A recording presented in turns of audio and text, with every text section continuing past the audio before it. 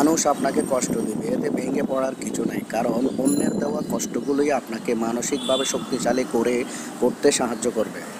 পৃথিবীতে সবচেয়ে নিষ্ঠুর মানুষ তো সেই, যে আপনাকে প্রয়োজনে ব্যবহার করবে, প্রয়োজন ফুরিয়ে গেলে আপনাকে দূরে সরিয়ে দিবে। বড্ড শখ ছিল সবাইকে খুশি রাখবো বলে।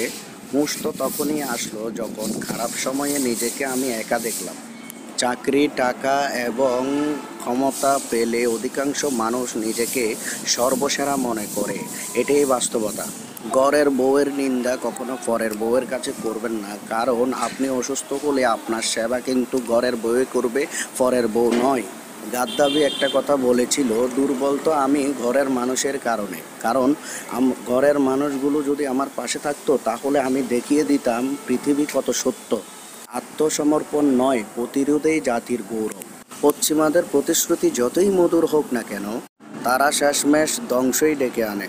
জীবনে সবাইকে খুশি এবং গুরুত্ব দিতে যাবেন না, কারণ দিন শেষে আপনার বলে কিছু থাকবে না, এটাই বাস্তব। যার যোগ্যতা যত কম তার খোঁচা মারার তত যোগ্যতা বেশি।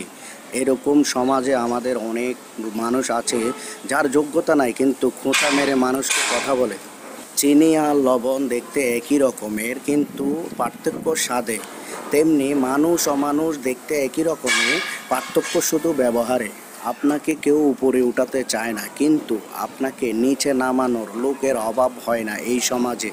আয়না যদি মানুষের চেহারা না দেখিয়ে মনকে দেখাতো, তাহলে মানুষ নিজের সৌন্দর্যের দিকে চিন্তা না করে মানুষ মনকে সুন্দর রাখতো।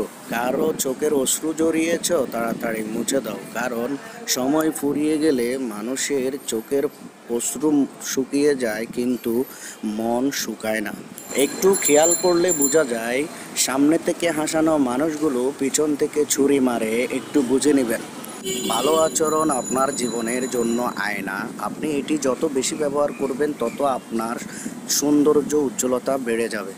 সমাজে কিছু লোক আছে উপরে উপরে আপনাকে ভালোবাসা দেখায়, কিন্তু ভেতরে ভেতরে নিজের স্বার্থের দিকে তাকায়। একজন মানুষের চারিত্রিক বৈশিষ্ট্য হচ্ছে কথা দিয়ে কথা রাখা, কিন্তু যে কথা দিয়ে কথা রাখে না সে হচ্ছে চিটিং বাটপারে ভরা।